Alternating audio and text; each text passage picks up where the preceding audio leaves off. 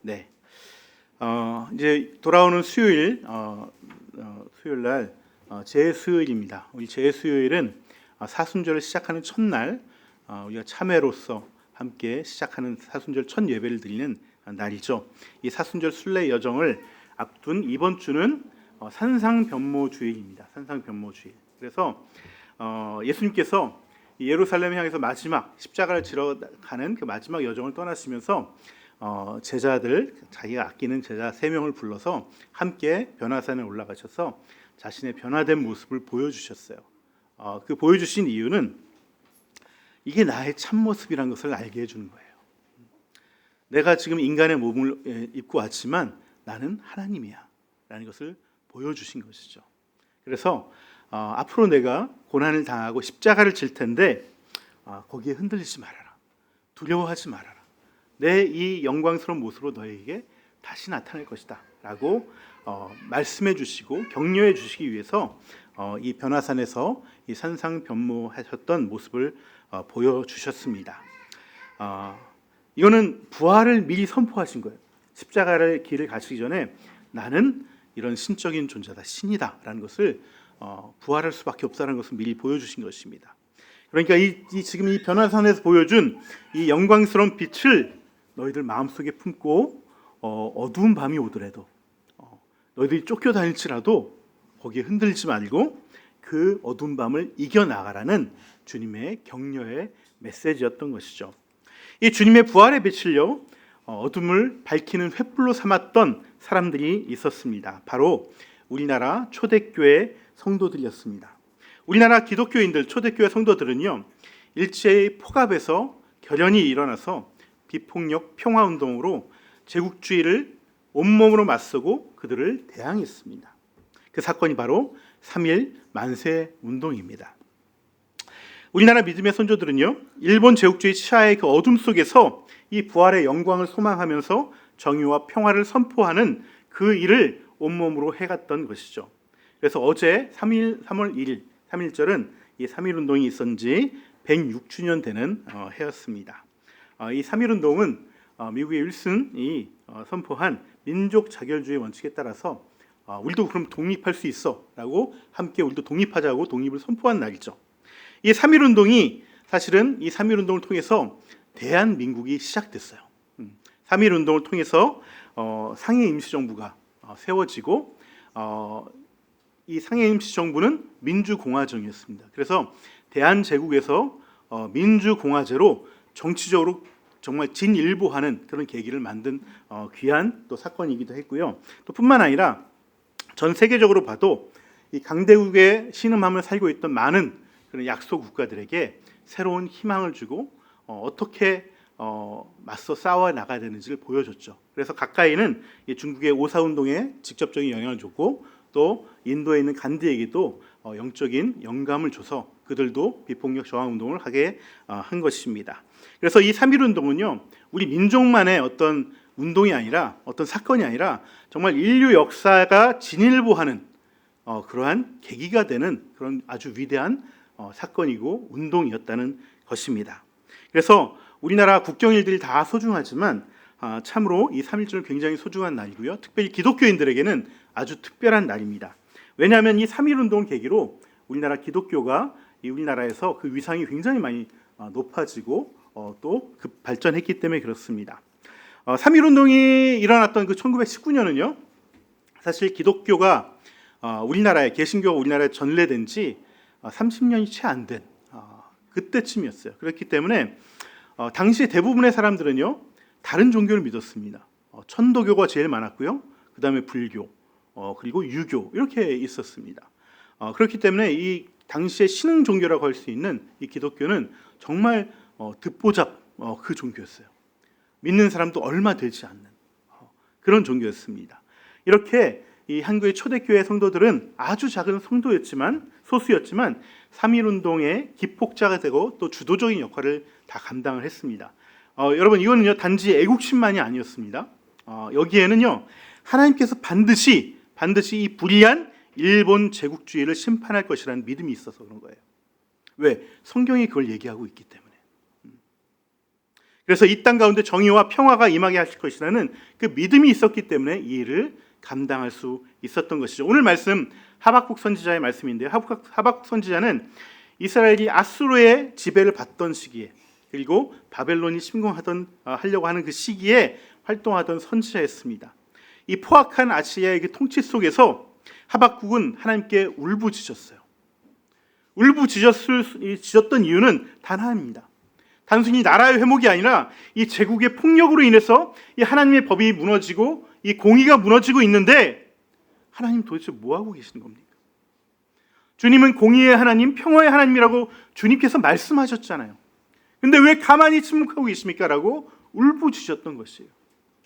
이것은 하나님을 원망하는 소리가 아닙니다. 하나님을 믿기 때문에 그 하나님께 울부짖을 수 있었던 그 하박국의 신앙의 표현이고 고백이었던 것이죠.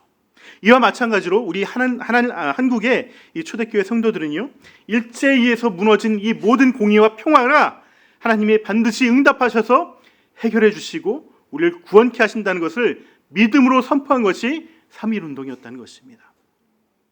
그래서 당시에 초대 YMCA 총재를 지내셨던 우리 이상재 선생님이라는 분이 있는데 이분이 3.1운동 하다 체포되셨어요. 체포되셔서 일본 경찰에게 취조를 받았는데 일본 경찰이 물어봤습니다. 도대체 너희들의 그 주동자는 누구냐? 물어봤습니다. 그때 우리 이상재 선생님이 하신 말씀이 이 3.1운동의 주동자는 하나님이시다 라고 대답을 했습니다. 네, 일본 경찰은 아주 헐 이런 그런 거야? 막 그러면서 놀랐던 것이죠. 네, 그래서 우리 정말 이 기독교인들은 3.1운동과 독립운동이 정말 하나님의 역사를 굳건히 믿었습니다. 그래서 정말 죽음을 순교로 생각하고 독립운동에 온몸을 다하셔서 몸을 불살랐던 것이죠. 이 3.1운동을 이끌었던 민족대표 33인 중에 남강 이승훈 선생님이라는 분이 계십니다. 이 선생님은요, 일찍 2살 때 어머니를 여의고 10살 때 아버지를 여했어요. 그래서 이 주변의 친척들이 이 고아된 이 남강 이승훈 선생님을 유기 그 놋그릇 아시죠? 놋그릇 그 유기 그릇 만드는 공장에 집어넣어 버렸습니다. 그래서 거기서 한쪽 구석에서 먹고 자고 생활하면서 거기서 커갔던 것이죠. 근데 이분이 워낙 성실하셔가지고 주변에서 야, 저 사람 진짜 열심히 성실하게 일한다, 그런 평이 자자했어요. 그래서 이 유기그릇 만드시는 공장의 사장님의 친구분이 이 남강 이승훈 선생님을 아주 눈여겨보다가 자기 사위로 맞습니다. 이게 쉽지 않은 일이거든요. 근데 사위로 맞아줘요. 그리고 나서 이 사위로 맞은 다음에 이 남강 이승훈 선생님이 나중에 유기공장 사장님이 되십니다. 그리고 제조업으로 큰 돈을 버시고 또 유통업도 손대고 여러 가지 무역도 손대고 이렇게 해가지고 30 중반에는 평안도에서 최고 갑부가 됩니다. 최고 갑부가 돼요. 근데 당시에 이제 러일 전쟁이 발발하면서 이제 이 사업이 굉장히 휘청거리고 전망이 밝지가 않았어요. 그래서 이 사업을 접게 됩니다. 접게 되고 어느 날 정말 일하다가 이렇게 사업이 접어지니까 할 일이 없잖아요. 돈은 많고. 그래서 이분이 양반 신분도 돈으로 사고 이 호화호식을 하면서 살다가 할 일이 없다. 어느 날 평양에 모란봉공원에서 열리는 강연회가 열린다고 해서 한번 찾아갔습니다. 그 강연회에는 양복을 말끔히 차려입은 자기보다 13살이나 어린 어떤 사람이 연설을 하고 있었습니다. 근데 남강 선생님은 그 연설을 듣고서 완전히 사로잡혀 버립니다. 이 연설의 내용은 이거였습니다. 예수 그리스도의 복음은 지금 우리 민족에게는 민족의 복음입니다. 이 복음을 가지고 우리는 독립된 세상에서 살아갈 다음 세대들을 키워야 됩니다. 이 연설을 했습니다. 이 연설을 들은 남강 선생님은 그야말로 쇠망치로 머리를 맞은 것 같았어요. 자기는 지금까지 어렵게 살아왔지만은 이 많은 돈을 가지고 내가 이제 떵떵거리며 살겠다라는 그 생각만 가지고 살았는데 이게 진짜 삶이 아니구나. 정말 이 나라를 위해서 뭔가를 해야 되겠구나. 그러면서 당장 새로운 사람이 되기로 결심을 합니다. 그래서 당장 상투를 자르고 담배를 끊고 술을 끊고 교회에 들어갑니다. 기독교인이 되기로 결심합니다. 이렇게 이 남강 이승훈 선생님을 변화시켰던 연설을 하신 분이 바로 도산 안창호 선생님이시죠. 안창호 선생님은 당시에 이 죽어있는 이 민족의 정기를 살리기 위해서 젊은 사람들, 젊은 세대들, 다음 세대들을 깨우는 그런 어떤 교육을 하시고 연설을 하시면서 전국을 돌아다니고 있었을 때였어요. 이 안차호 선생님의 말을 듣고서 이 남강 선생님 가슴이 뛰었습니다. 그래서 이 자기보다 13살이나 어린 이 도산 안차호 선생님을 자기 스승으로 모셨습니다. 스승으로 모시고 교회에 들어가서 교회에 출석하면서 3년 후에 장로가 되셨습니다. 장로가 되시고 또 남겨진 자신의 모든 재산을 다 팔아서 이 평양 근처의 정주라는 곳에 아주 작은 학교를 세웠습니다. 총 전교생이 6명밖에 되지 않는 학교를 세웠습니다. 그게 바로 그 유명한 오산학교입니다. 오산학교. 네, 이게 바로 이승훈 선생님이 세우신 학교죠. 네, 이 학교가 세워지자 전국에서 내가 이 학교에서 가르치겠습니다. 내가 이 학교에서 좀 배우겠습니다 하는 사람들이 몰려들기 시작했습니다. 그래서 정말 이 민족의 지도자였던 조만식 장로님께서 내가 교사를 하겠습니다. 내가 교장을 하겠습니다. 그렇게 해서 교장을 맡아주시고 단체 신채호 선생님, 또 우리 표본실의 총개구리를 썼던 염상섭 선생님, 또 다석 유영모 선생님들이 그런 기라성 같은 분들이 다 교사로 와서 이 교사로 섬겨주시고 또 그런 선생님 밑에서 정말 많은 인재들이 양성이 됐습니다. 그래서 우리 한경직 목사님, 주기철 목사님도 이 학교 출신이고요. 또 우리 화가로 유명한 이중섭 이분도 이 오산학교 출신입니다. 또 시인 김소월, 또 사상가 함석헌 선생님들, 또 우리나라 의학계를 발전시켰던, 그래서 지금 인재병원을 설립하셨던 그 백인재 선생님도 여기 출신인 것이죠. 나중에 남강 선생님은 자신의 신앙을 미랄신앙이라고 이렇게 표현을 했습니다. 왜냐하면은 예수님께서 하늘의 미랄이 땅에 썩어져 있으면은 그 미랄이 또 다른 열매를 맺는다. 하지만 썩어 죽지 않으면은 그 미랄은 아무것도 되지 않는다. 이 말씀을 마음에 새기고 내가 미랄이 되어서 그 열매들을 세우기 위해 다음 세대들을 위해서 내 모든 것들을 드리겠다. 이 신앙을 가지고 나는 살아왔다라고 고백을 하셨던 것이죠. 선생님은 그 후에 민족대표 33인에 들어가서 기독교 대표로서 이 3.1운동을 성공하는데 중요한 역할을 하셨습니다. 오늘 본문 5절에 보시면은 하나님께 울부짖던 하박국에 하나님 뭐라고 말씀하시냐면요, 다른 민족들을 통해서 하나님이 역사할 거야 라고 말씀하십니다. 그게 나중에 뭘로 실현이 되냐면은 페르시아라는 제국이 일어나서 페르시아의 왕이었던 고레스가 칙령을 발표해서 이 포로로 끌려갔던 모든 이스라엘 백성들이 돌아오는 일이 나타나죠. 그 말씀을 보고서 당시에 윌슨 대통령이 민족 자결주의 원칙을 선포했을 때 이것은 구약의 고레스와 같은 칙령이다. 우리도 이 말에 힘입어서 우리 자주 독립을 하자. 우리 민족이 독립을 하자고 모인 것이 바로 3.1운동이라는 것입니다. 당시 기독교는 전국 인구의 1.5%밖에 되지 않았습니다. 아주 소수의 종교였고요. 당시 말씀드린 대로 대부분의 종교는 천도교는 20%의 국민들이 천도교를 믿고 있었습니다. 사실 이 3.1운동을 처음 제안하신 분도 천도교의 손병희 선생님이시죠. 손병희 선생님이 처음에 제안을 했습니다. 하지만 천도교만으로는 이 일을 할 수 없기 때문에 기독교계에 와서 같이 이것을 함께 하자, 이렇게 손을 내미신 것이죠. 그래서 손병희 선생님이 이 남강 이수근 선생님을 찾아갔죠. 그래서 이수근 선생님이 그 말을 듣고 종교와 상관없이 이 일은 정말 해야 되는 것이다 라고 생각하고 기독교 인사들을 일일이 만나면서 함께 이 일에 참여하자고 설득하고 호소하고 그렇게 해서 사람들을 모은 것입니다. 그래서 나중에 보면 33인 대표 중에서 기독교인이 16명이 참여해서 제일 많은 숫자가 된 것이죠. 그래서 날짜를 원래는 3월 2일 날 이 3.1 그때는 그렇게 해서 3.2운동이죠. 이 3.1운동을 거수한 날을 잡았습니다. 왜냐하면 3월 3일이 이 고종 황제의 이 장례일이었기 때문에 바로 전날 사람들이 모이니까 그때 하자 했는데 이게 3월 2일이 공교롭게도 주일이었어요. 그래서 기독교인들이 우리 주일에는 할 수 없다. 그러니 하루 땡겨서 하자. 그래서 3월 1일 날 하게 된 것이죠. 네. 그래서 이렇게 기독교인들이 주축이 되어서 이 3.1 운동을 일으키게 된 것입니다. 그때 33인이 모였는데 이렇게 모였는데 누구 이름을 가장 먼저 올릴 것인가를 놓고 서로 신경전을 막 벌이고 있었습니다. 그때 남강 선생님은 모든 대표들에게 이런 유명한 날 남기셨죠. 여기에 이름 올리는 순서는 죽는 순서를 쓰는 거다. 누가 먼저면 어떻게 했는가?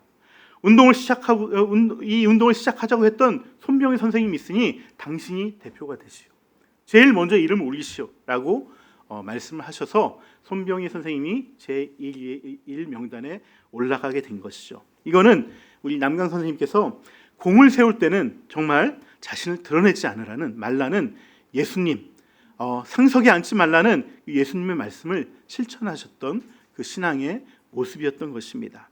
이렇게 자신의 이름을 내세우지는 않았지만 여러분, 우리 남강 유수 선생님은 체포될 때는 제일 먼저 체포되셨습니다. 이 옥중에서도 정말 옥중에서 또 만세 운동을 또 벌이셨거든요. 그래서 이 옥중에서 그 어떤 그 투옥 기간이 더 길어지셨어요. 그래서 이 남강 이순 선생님이 제일 먼저 체포해서 제일 먼저 감옥에 갇혀서 제일 나중에 나오시는 분이 된 것이죠. 이분이 감옥에서 정말 변기 청소는 본인이 다 맡아서 하시고, 아프고 힘든 분이 있으면 자기 먹을 것도 다 나눠주고, 자기 배급 온 거 다 주고, 그러한 삶을 살아셨습니다. 이분이 나중에 나는 감옥이 학교였다라고 말씀하셨는데, 그 이유는 뭐냐면은 이분이 사실 예수님을 믿었지만은, 난 고아로 태어나서 막 돈을 벌다 살아와서 정말 하나도 배운 게 없는 사람이지만, 그리고 또 예수님을 믿고 하나님을 믿었지만은 정말 하나님에서 아는 것이 하나도 없구나는 것을 깨달았어요.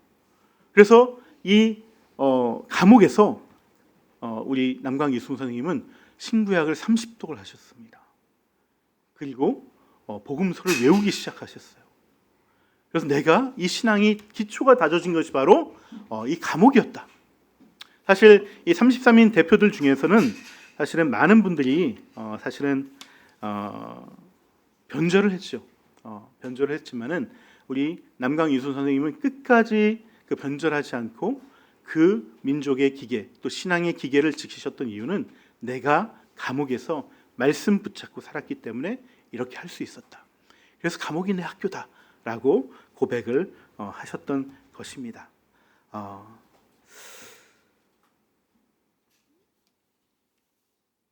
선생님은요, 정말 처음에는 굉장히 답답했지만 이곳에서 자기가 할 일을 찾고 신앙인으로서의 삶을 또 꿋꿋하게 살아갔던 것입니다. 여러분, 잠깐만요. 네.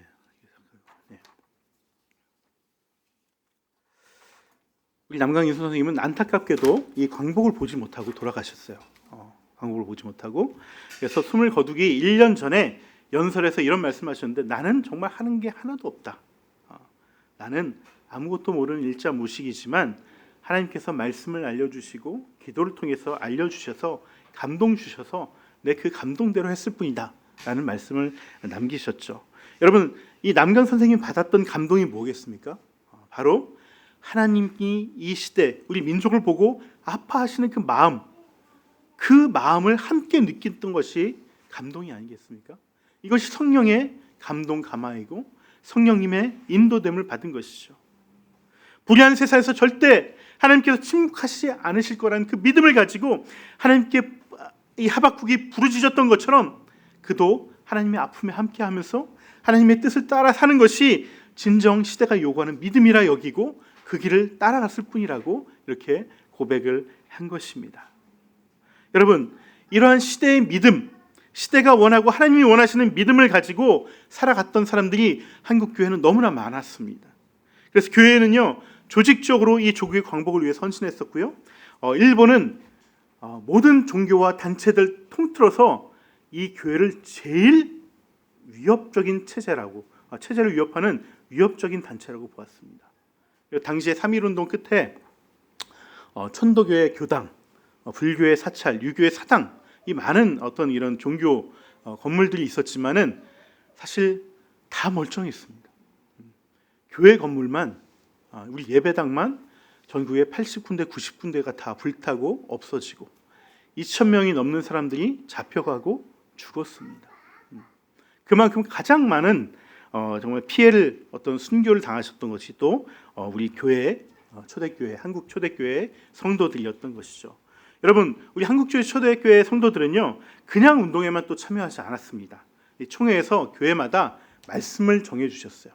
그래서 월요일에는 이사야 10장을 읽고, 화요일에는 야고보서를 읽고, 수요일에는 복음서 또 1장을 읽고, 이렇게 매일매일 이 말씀을 읽고 기도하고 묵상하면서 그 안에서 주님과 동행하면서 이 독립운동, 3.1운동들을 해나갔던 것이죠. 그래서 이 영성이 사실은 이 독립운동들을 만들어갔던 것입니다. 독립운동가들은요 이 3.1운동 후에 이 탄압을 피해서 해외에서 활동을 많이 하면서 임시정부를 수립하게 되는데요, 최초의 대한민국 정부가 세워진 것이죠. 이 최초의 공화제 민주주의 임시정부 수립에도요 정말 기독교인들이 가장 많은 노력을 하고 중심에 서 있었습니다. 먼저 임시정부가 상해에 세워지도록 가장 큰 도움을 준 것이 어디냐면은 상해에 있는 한인교회였습니다.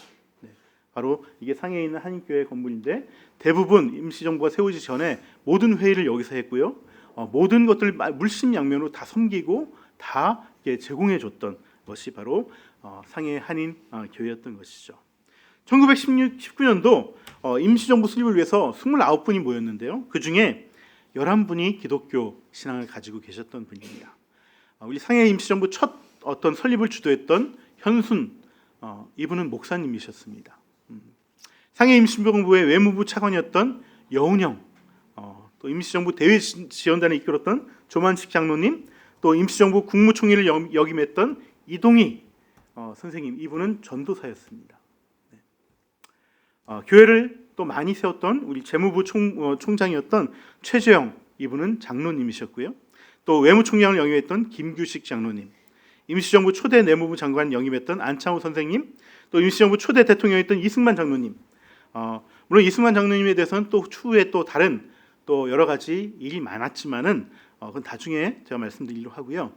임시정부 또 국회의장이라고 할 수 있는 의정원장에는 우리 손정도 목사님께서 그 일을 맡아서 해주셨죠. 또 우리가 잘 알고 있는 임시정부 주석이셨던 우리 김구 선생님도 정말 독실한 기독교인이셨습니다. 그래서 임시정부 초기 헌장 7조를 보시면은 임시정부 수립이 2천만 국민의 뜻과 또 하나님의 뜻이 만나서 세워졌다라고 이렇게 기록이 되어져 있습니다. 그만큼 우리 임시정부에 활동했던 많은 기독교인들은 이 새로운 정부가 미국식의 그런 기독교식의 민주정부를 세우기를 원했고 그 일들을 만들어갔다는 것이죠. 이 많은 그 독립운동가들 중에서 우리 김구 선생님, 독립운동가로 많이 알고 계시지만은 사실 이분이 기독교인이었다는 걸 잘 모르시는 분들이 많습니다. 김구 선생님은 아주 정말 독실한 기독교인이셨습니다. 사실 15세의 나이에 동학에 이분이 입교를 하시거든요. 동학혁명에 참여를 하십니다. 그러다가 거기서 나오셔서 27세에 교회에 들어가시죠. 그래서 교회를 섬기게 됐습니다. 평생 그때부터 평생 기독교인으로 살아오셨던 분이에요. 그래서 이 교회에서 누굴 만났냐면 안창호 선생님의 동생이신 우리 안신호 여사를 만나서 이분과 함께 평생 주일학교 교사를 섬기셨어요. 나중에 상해에서 주석으로 활동하시면서도 그 바쁜 와중에도 매주 교회에 가서 주일학교를 섬기셨던 분이십니다. 해방 후엔 귀국해서 지금 청와대인 이 경교장 여기 계실 때 남대문 교회 김치선 목사님을 날마다 부르셔서 함께 새벽 예배를 드리시고 그렇게 열심으로 예배를 사모하셨던 그런 크리스찬이셨죠.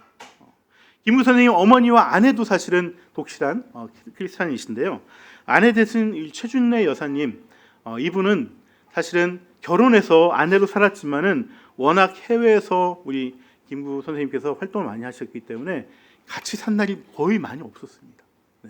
그냥 거의 진짜 그 혼인 신고만 하고 젊었을 때 잠깐 살고 거의 떨어져 지냈던 것이죠. 그래서 이 김구 선생님이 사실 모든 이런 뭐 윤봉길 의사나 이런 안중근 의사 이런 것들 이분들이 어떤 일들을 하도록 다 이렇게 또 작전을 세우고 막 그랬던 분이기 때문에 일제 어떤 그런 뭐랄까 이게 이 레이더망에 걸리지 않으려고 굉장히 일절히 피해 다니시면서 위장된 신부로 살아가셨거든요. 그래서 어떤 분이 이렇게 제안했다고 합니다. 아니 그렇지 말고 내가 아는 과부가 한 명 있는데 이 사람하고 위장 결혼을 해. 그러면은 너가 위장하기 더 편해. 이렇게 제안을 했다고 합니다. 근데 우리 김구 선생님께서 내가 기독교에 있는데 아무리 위장 결혼을 해도 나는 부인을 2명을 맞을 수가 없다라는 그 유명한 말씀을 남기시기도 하셨죠. 이처럼 한국교회, 초대교회 기독교인들은요, 밖으로는 이 시대의 이 소망과 소명인 광복을 위해서 몸을 불살랐지만, 그러면서도 싸워가면서도 교회에서는 성도로서, 또 교사로서, 목사로, 전도사로 정말 교회를 위해서 헌신하시고 세워나가셨던 분들이시라는 것입니다.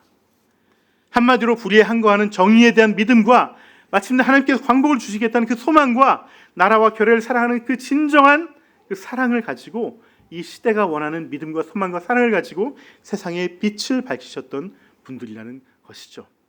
여러분, 이런 훌륭한 믿음의 선조들이 있는데 오늘날 한국교회의 모습은 어떻습니까? 저도 목사지만은 정말 이 한국교회의 모습이 너무나 부끄럽습니다. 버젓이 불법이 자행되고 저질러졌음에도 불구하고 그 불법에 대해서 한마디 얘기하지 못하는, 그 성명서 하나 발표하는 교회가 없습니다. 게다가 일부 교회와 기독교인들은 그 불법을 찬성하는 집회에 또 우르르 몰려다니고 그 집회를 주도하기까지 합니다. 물론 일부의 사람들이긴 하지만 정말 한국교회가 자기 목숨을 걸고 세워왔던 이 민주공화제를 스스로 허물어뜨리는, 이 시대의 소망을 스스로 허물어뜨리는 그러한 일들을 하고 있는 것이죠. 저는 교회가 정치에 관여해서는 안 된다고 생각합니다. 정치와 종교는 반드시 분리되어야 합니다. 하지만 나라나 사회가 심각한 위기가 닥쳐오고 처해 있으면은 교회는요, 성경에 근거한 바른 소리를 내야 됩니다. 외쳐야 됩니다. 구약의 선지자들이 다 그런 목소리를 낸 것이죠. 구약의 선지자들은 하나님 말씀을 받아서 왕 앞에 나가서 너희 지금 잘못 다스리고 있다, 하나님 뜻과 다른 불의를 행하고 있다라고 외쳐댔던 사람들입니다. 지금으로 따지면 일종의 정치적 발언을 하셨던 것이죠. 하지만 이런 선지자들의 선포는요, 특정한 정당을 지지하거나 하는 선포는 아니었습니다. 당시 불의를 행하고 있던 왕들에 대한 지배 세력들에 대한 하나님의 목소리를 전하는 것이죠. 저는요, 교회 내에서 앞으로도 어떤 특별한 정당을 지지한다거나 어떤 특별한 정당을 공식적으로 얘기한다거나 그렇게 하면 안 됩니다.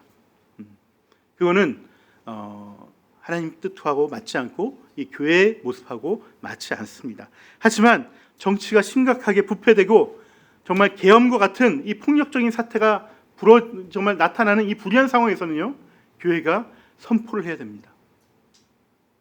이 선지자들처럼 선포를 해야 되는 것이죠.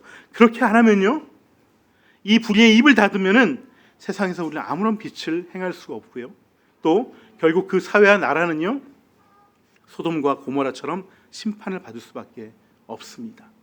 하나님 보시기에 그 땅에 10명의 이인도 없다는 것을 나타내 주는 것입니다.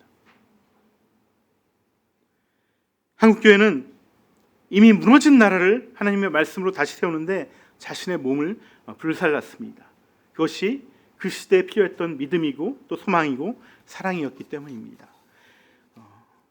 PPT 한번 띄워주시겠어요? 네. 그거 전에요. 네. 이번에 바뀌게 될 우리 교회 주보입니다. 네.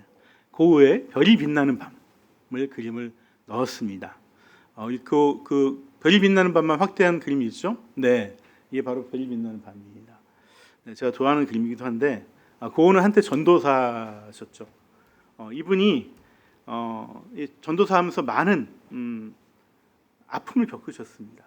왜냐하면은 교회가 가난한 자들을 돌보지 않고 또 교회가 있는 자들 편에서 함께 살아가는 모습을 너무나 봤기 때문에 그는 이 전도사를 과감하게 내려놓고 자기가 좋아했던 그림을 그리는 사람으로 변모가 됐죠. 그래서 이 그림을 그렸는데 이 고우의 그림 가운데 우리 지금 있는 주보도 마찬가지지만은 고우한테 노란색은요, 하나님의 사랑을 나타내는 것입니다. 하나님의 빛을 나타내는 것이에요. 지금 밤하늘에 별빛들이 있는데 노란 별빛으로 막 빛나고 있죠.